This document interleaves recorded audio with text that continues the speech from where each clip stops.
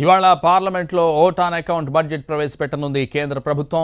ఉదయం 11 గంటలకు మధ్యంతర బడ్జెట్ను సభలో ప్రవేశపెట్టనున్నారు ఆర్థిక మంత్రి నిర్మలా సీతారామన్. మధ్యంతర బడ్జెట్ సర్వత్రా ఉత్కంఠ రేకెత్తిస్తోంది.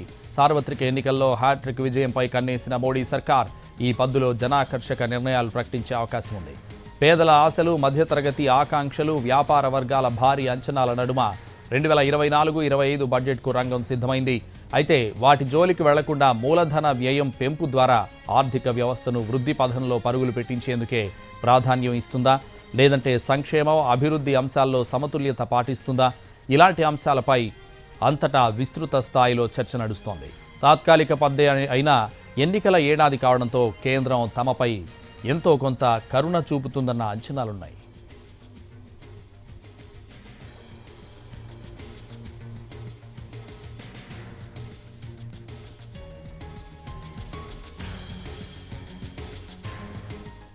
తీవ్ర వర్షాభావంతో పాటు ఇతర సమస్యలతో దేశవ్యాప్తంగా రైతన్నలు సతమతమవుతున్నారు. వారిని ఆదుకునేందుకు, ఆకట్టుకునేందుకు బడ్జెట్లో సర్కార్ ఎలాంటి నిర్ణయాలు ప్రకటిస్తుందన్నది ఆసక్తికరంగా మారింది. పీఎం కిసాన్ పథకం కింద ఇప్పుడు కేంద్రం అన్నదాతలకు ఏడాదికి 6,000 రూపాయలు పెట్టుబడి సాయం అందిస్తోంది. ఈ మొత్తాన్ని 9,000కు పెంచి మహిళలకు ఇచ్చే అవకాశాలున్నాయని విశ్లేషకులు భావిస్తున్నారు. దీంతో మహిళా ఓటర్లను మోడీ సర్కార్ తన వైపునకు తీసుకొచ్చేందుకు ప్రయత్నిస్తున్నారని విశ్లేషకులు చెబుతున్నారు.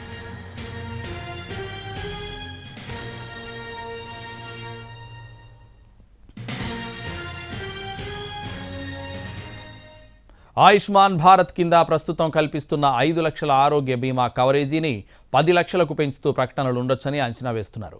సూర్యోదయ యోజన కింద 1 కోటి ఇళ్లపై రూఫ్ టాప్ సోలార్ ప్యానెళ్లను ఏర్పాటు చేయాలని కేంద్రం చెబుతోంది. అందుకోసం రాయితీలను పెంచే అవకాశాలు ఉన్నాయి. ప్రజలను ఆకర్షించేందుకు పెట్రోల్, డీజిల్, వంట గ్యాస్ సిలిండర్ ధరలను తగ్గించే అవకాశాలున్నాయని పలువురు అభిప్రాయపడుతున్నారు.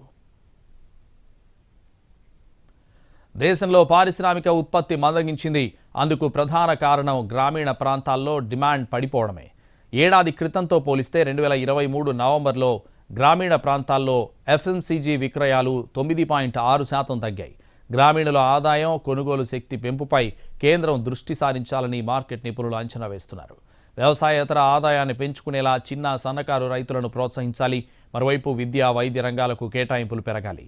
పీఎం ఆవాస్ యోజన, మహాత్మా గాంధీ గ్రామీణ ఉపాధి హామీ పథకాలకు ఈ దఫా బడ్జెట్లో ప్రాధాన్యం పెంచే అవకాశాలు ఉన్నట్లు విశ్లేషకులు చెబుతున్నారు.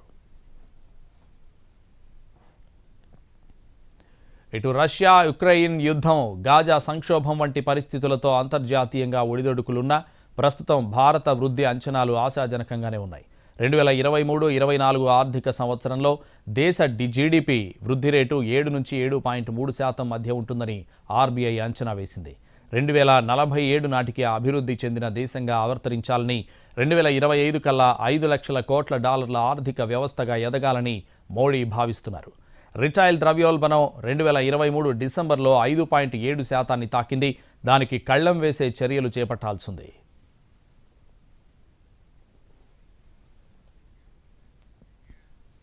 ఆదాయపు పన్ను స్లాబుల్లో ఈ దఫా పెద్దగా మార్పులేవి ఉండకపోవచ్చన్నదే ఎక్కువ మంది విశ్లేషకుల అభిప్రాయం.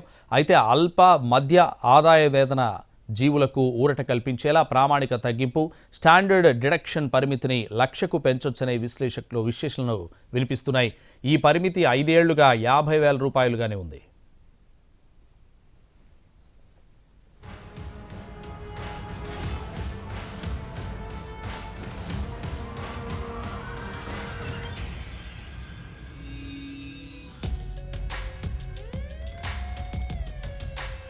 కొన్నేళ్లుగా రైల్వే ఆధునికీకరణకు కేంద్రం పెద్దపీట వేస్తోంది. సరకు రవాణా, నడవాల ఏర్పాటు, డబ్లింగ్, విద్యుదీకరణ పనులను వేగంగా చేపడుతూ క్రమంగా హైస్పీడ్ రైళ్లను ప్రవేశపెడుతోంది. అదే పంథాను కొనసాగిస్తూ మరిన్ని ఆధునిక వందే భారత్ హైస్పీడ్ రైళ్లను కేంద్రం ప్రవేశపెట్టే అవకాశాలున్నాయి. రైల్వేలో మూలధన వ్యయం తగ్గకుండా చూసేందుకు తాత్కాలిక పద్ధతిలోనే ఏకంగా 3 లక్షల కోట్ల వరకు ఆ శాఖకు కేటాయించొచ్చని అంచనాలున్నాయి.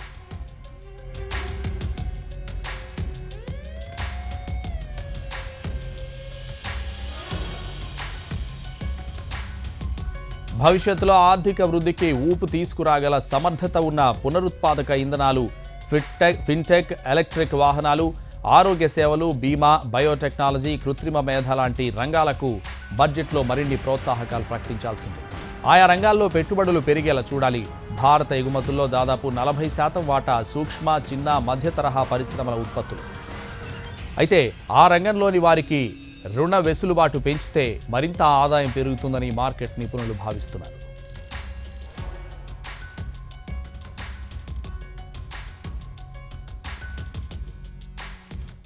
గత 5 ఏళ్లలో ప్రభుత్వ మూలధన వ్యయం దాదాపు 3 రెట్లు పెరిగింది. మౌలిక వస్తువులపై మూలధన వ్యయం పెంపునకు మోడీ సర్కార్ మధ్యంతర పద్దులోనూ మొగ్గు చూపే అవకాశం ఉంది.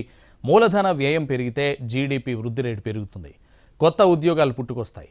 ప్రస్తుతం మన దేశంలో ద్రవ్యలోటు జీడీపీలో 5.9%గా ఉంది. 2025-26 కల్లా దాన్ని 4.5%కి తగ్గించాలని మోడీ ప్రభుత్వం యోచిస్తోంది. 2023-24లో ప్రత్యక్ష పన్ను వసూళ్లు బడ్జెట్లో విధించుకున్న లక్ష్యాలను మించడం సర్కారుకు సంతోషాన్నిస్తుందని చెప్పొచ్చు.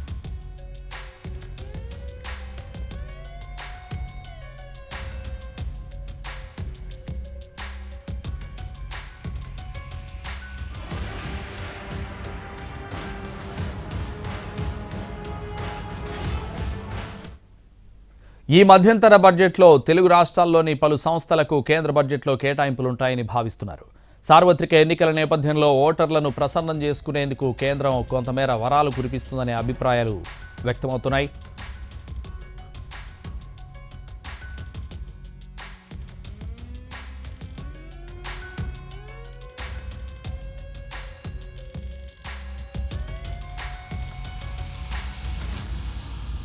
అయితే స్థానికంగా ఉన్న అవసరాల మేరకు తమ రాష్ట్రాలకు కేంద్రం నుంచి తగిన సహకారం కావాలని కోరుతున్నారు తెలుగు రాష్ట్రాల ప్రజలు. ఇక రాష్ట్రానికి చాలా సంస్థలు, నిధులు రావాల్సి ఉందని, వాటిని కేంద్రం ఈ పద్దులో విడుదల చేయాలని ఇరు రాష్ట్రాల ప్రభుత్వాలు కోరుతున్నాయి.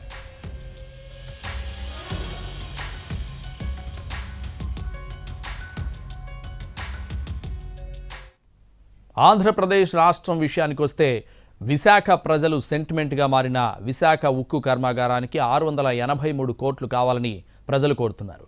ఈ సంస్థను ప్రైవేట్ పరం చేయొద్దని విన్నవించుకున్నారు విశాఖ వాసులు. ముఖ్యంగా మౌలిక వసతుల అభివృద్ధిలో కేంద్రం వాటా పెరగాల్సి ఉంది.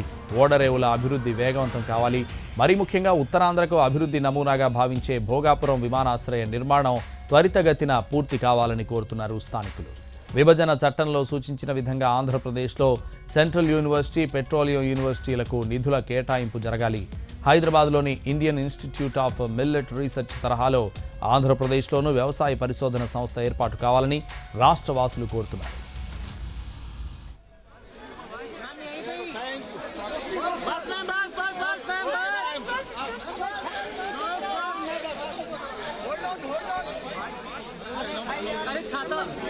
बंद करूं?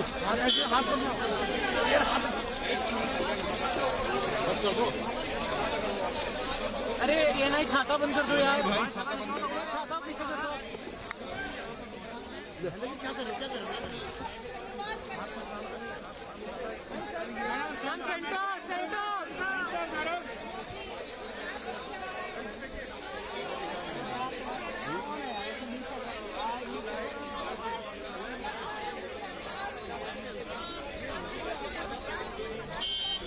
ఇక తెలంగాణ విషయానికి వస్తే రాష్ట్రం ఇప్పటికే అభివృద్ధి దిశగా సాగుతోంది.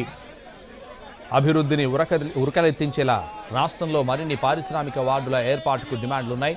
తెలంగాణలో సింగరేణి, ఐఐటి హైదరాబాద్, మణుగూరు, కోట, భారజల కర్మాగారాలకు కేటాయింపులు జరగాల్సింది.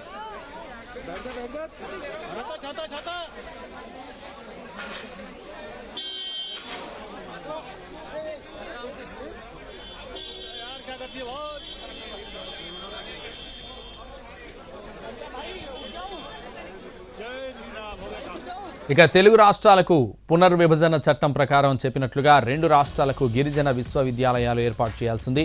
మంగళగిరి, బీబీనగర్ సహా దేశంలోని 22 ఎయిమ్స్ ఆసుపత్రులకు 6,835 కోట్లు కేటాయించాలని వైద్య రంగ నిపుణులు సూచిస్తున్నారు. కేంద్ర పన్నుల్లో వాటా పెరగాల్సింది. 2 రాష్ట్రాల్లోనూ 5G కనెక్టివిటీ పూర్తిగా ఉండాలి. Aadhaar, PAN, voter, EPF, ration కార్డులన్నింటికీ బదులు యూనిఫైడ్ కార్డ్ జారీ జరగాలి. ముఖ్యంగా జనాల్ని బాధేస్తున్న పెట్రోల్, డీజిల్ ధరలపై సుంకాలు తగ్గించాలని రాష్ట్ర ప్రభుత్వాలు కోరుతున్నాయి. ఇక సీనియర్ సిటిజన్ గరిష్ట పొదుపు పరిమితిని రెట్టింపు చేయాలని విజ్ఞప్తి చేస్తున్నాయి. ఆర్థికంగా వెనకబడిన పట్టణ ప్రాంతాల ప్రజలకు గూడు కల్పించేలా సీఎం ఆవాస్ యోజన కేటాయింపులు సైతం పెరగాల్సిందే.